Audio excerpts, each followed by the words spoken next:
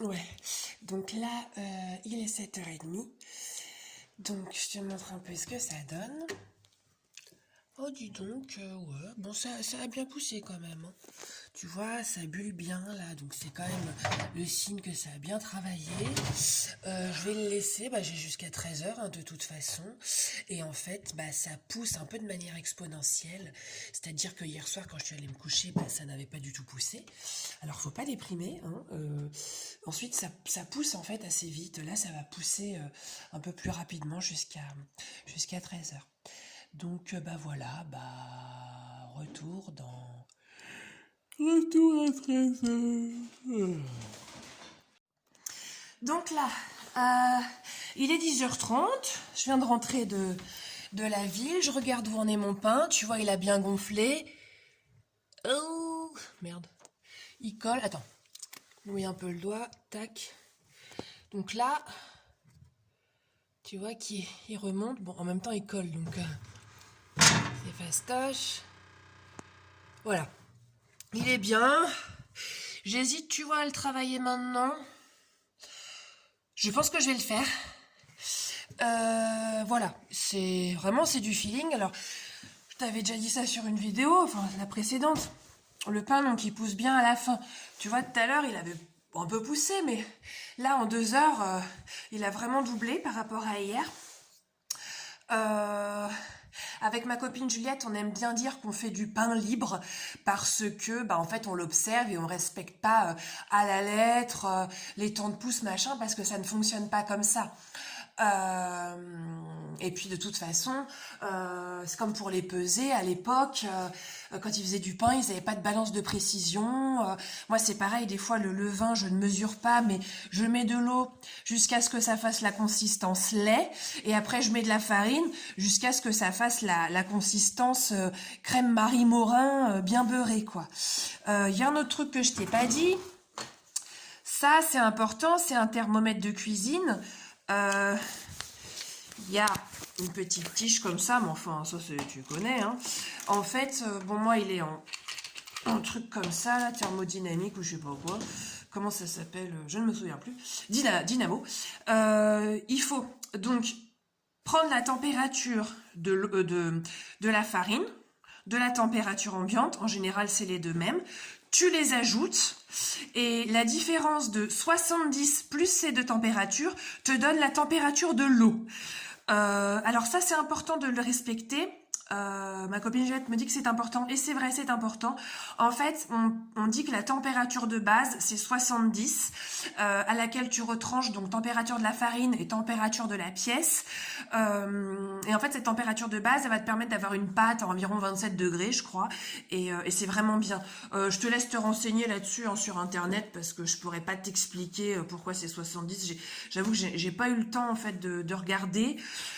Euh, voilà, que dire. Eh bien, je crois que c'est bon. Prochaine vidéo, donc sur le façonnage. Regarde les petits levains d'hier, ils sont toujours bien sympathiques. On voit qu'ils ont baissé de volume. Là, c'est ton petit levain à toi, toujours bien mousseux, que je vais quand même rafraîchir. Et puis, bah là, c'est un autre levain d'hier, celui qui était au frigo. Donc, tu vois qu'il est beaucoup moins mousseux, mais qu'il a quand même bien doublé de volume et qu'il est plein de petites bulles. Donc là, ça veut dire que, bah en fait, il est bien activé. Je peux faire du pain avec. Et voilà. Qu'est-ce que je veux dire d'autre? Dans le pain libre, du coup, tu mets un tout petit peu de levain. En fait, t'en mets pas, t'en mets avant. Moi, je croyais qu'il fallait en mettre 20 à 60%, comme je l'avais vu dans une vidéo d'Éric Kayser. Mais en fait, le pain à panification longue et lente, en fait, il faut juste un tout petit peu de levain. Et on se fiche que ce levain soit vraiment très très actif ou parce qu'après, il travaille dans la farine. Et en fait, j'ai même vu là que on n'est même pas obligé de le peser. Tu sais, à force, tu vois un petit peu ce qu'il faut mettre comme dose et en fait les mesures à la lettre ça n'a pas beaucoup de sens puisque le pain c'est une question de feeling, d'intuition et que toutes les indications qu'on va te donner. Moi, j'étais tombée sur un site où il disait, alors le matin, à telle heure, tu fais ça, pendant 4 jours. Le 5e jour, tu fais un rafraîchi à 8 heures, un autre à midi. Et puis le 6e jour, tu fais... Ça, c'est vraiment que des conneries. c'est de la farine, de l'eau, avec les bactéries et les levures, ça fermente. Et en fait, voilà, c'est ça. Il y a vraiment pas. Enfin, à l'époque, ils se faisaient pas chier à voilà à regarder machin. Et donc, ce qui est bien dans la panification longue aussi, c'est que tu vois, tu fais ton pain, enfin, tu fais ta pâte la veille à 20h. Tu la laisses pousser toute la nuit. T'as pas besoin de faire de rabat et tout. T'en as qui font des rabats, des machins, des trucs. T'as même, bon, au bout de 30 minutes, 1h, 1h30, c'est des conneries. Tu fais pousser ça toute la nuit tranquille. Là, il va être 11h. À 11h, tu façonnes. Allez, ça prend quoi? On va dire au max 10 minutes. En fait, le plus long, c'est de faire la cuisson du pain parce que tu dois rester près du four. Que moi, mon four, il met 1 heure à préchauffer. C'est une grosse merde. Mais tu restes, voilà, le temps de faire chauffer ton four. Ensuite, tu le cuis 40 minutes, 1 heure. Et voilà, ton pain est fait. Donc c'est ça qui est vraiment bien dans cette méthode de panification, c'est que tu le laisses travailler. Au début, moi ce que j'avais tendance à faire, c'était à toujours regarder comment il poussait le pain, et j'avais l'impression qu'il poussait pas. Et comme on me disait qu'il fallait qu'il pousse 2 heures, je regardais à 2 heures après, il avait pas doublé, mais je me disais bon j'ai dû mal faire la pâte. Donc je le faisais comme ça, le pain il était très dense.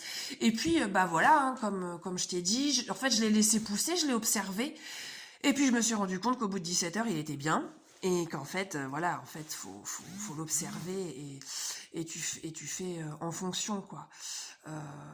Voilà, bon la suite au prochain épisode. Donc voilà la pâte. Bon merde, c'est pas attends, je vais prendre un petit bout d'eau parce que elle colle un peu là. D'ailleurs, tu vois, je me demande si c'est parce qu'elle n'a pas trop poussé. Hop, on voit la marque. La marque ne remonte pas beaucoup, un tout petit peu. Donc je me demande si ça n'a pas un peu trop fermenté. On va voir en fait quand on va la façonner, si elle s'étale un peu, c'est qu'elle aura trop fermenté. Donc là, je vais me préparer un saladier. Je n'ai pas de bâton suffisamment grand, donc je prends tout simplement un saladier et je mets un torchon plus ou moins propre dessus. Le levain, ça s'accroche, donc c'est chiant parce qu'il faut faire tremper avant de mettre à la machine. Là, j'ai mon petit pot de farine qui est bien pratique parce que du coup, je vais pouvoir fleurer mon plan de travail, fleurer la pâte, tout ça. Donc, j'en mets comme ça dans le bâton. Ah merde, je voulais faire un truc spécial. Bon, tant pis. Je voulais faire une petite déco, mais je suis pas très forte. Voilà. Donc, c'est quoi ça? Ah oui.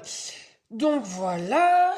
Maintenant, ça c'est propre. J'ai juste mis un coup d'éponge sans produit. Hein, parce que de toute façon, voilà, le pain c'est pas stérile. Donc, comme le frometon, tu fleures sympathiquement. Alors voilà, tu vas en foutre partout.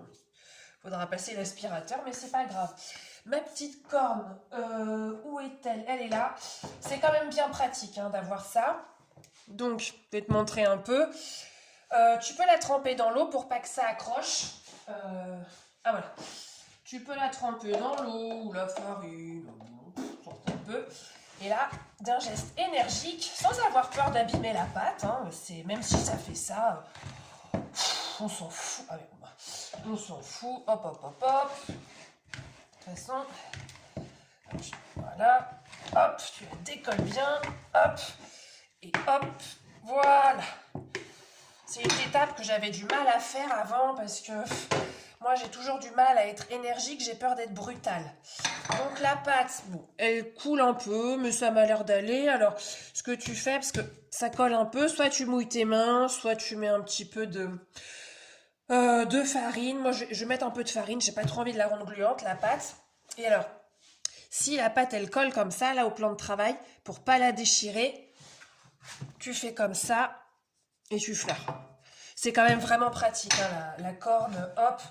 Je vais m'amuser à fleurer un peu parce que c'est, hop, des petits gestes efficaces. Et voilà. Donc là, alors, faut pas dégazer la pâte, ça n'a aucun sens, puisque la pâte a besoin du CO2 pour faire ses alvéoles, tout ça, et c'est un peu tout l'intérêt de la fermentation, quoi. Donc, Je vais fleurer un petit peu le dessus. Ce qui est bien, c'est d'avoir une petite balayette douce pour, en fait, enlever le surplus de farine pour éviter que bah, tu rajoutes de la farine dans ton pain parce que bah, tu changes un peu la recette. Alors moi, le façonnage, t'as plein de trucs sur internet, des trucs qui ont l'air assez techniques. Bon, il y en a qui ont leur technique, tu vois qu'ils ont l'habitude d'en faire, quoi. Moi, j'ai pas l'habitude, je fais ça délicatement, c'est assez agréable. Donc voilà, en fait, attends que j'oublie rien. Ouais, tu vois, je mets la pâte comme ça. Il faut pas qu'il y ait, voilà, trop de farine, tu l'enlèves. Ensuite, tu fais comme ça, mais vraiment très délicatement. En fait, c'est assez sensuel, hein. Faut profiter de ce moment. J'aime beaucoup ce moment. De toute façon, moi, ce que je préfère dans le pain, c'est de travailler la pâte. C'est aussi pour ça qu'en fait, j'ai pas acheté de machine à pain ou que j'achète pas de robot. C'est parce qu'en fait, ce que j'adore, c'est travailler la pâte. Voilà. Euh, donc délicatement comme ça, je refais un petit tour. Hop, ça s'approche un peu. Je refais un petit tour comme ça et un petit tour comme ça. Voilà. Hop, tu fais une boule, quoi. T'hésites pas comme ça. Hop, elle est pas très très farinée, tu vois, faut pas assez farinée là quand même. Et après, hop, t'amuses à la bouler. Tu vois, moi je fais des gestes un petit peu lents, hein, parce que bah, je suis pas boulangère non plus. Alors, voilà, tac. Faut que la clé dessous, eh ben, elle soit quand même un peu fermée. Alors là, ce que tu vois, ça va être assez génial. Là, tu vois que la pâte, bon, je l'ai écrasée, mais tu vois que la pâte est chouette. Parce que déjà, là, elle s'affaisse pas. Un tout petit peu, mais ça va. Et en fait, ce que tu vois pas trop, c'est qu'il y a des petites bulles, des petites cloques. Il y en a une, bon, je l'ai éclatée, mais tu as des petites cloques qui se forment. Voilà, donc voilà. Ensuite, bah, je la mets dans mon petit bâton. Donc, bah, je la redécolle. Moi, je la mets. Oh putain, oh, j'aurais. Voilà, comme ça. Là, je reprofite un peu pour la fermer, mais vraiment sans appuyer. Touc, touc.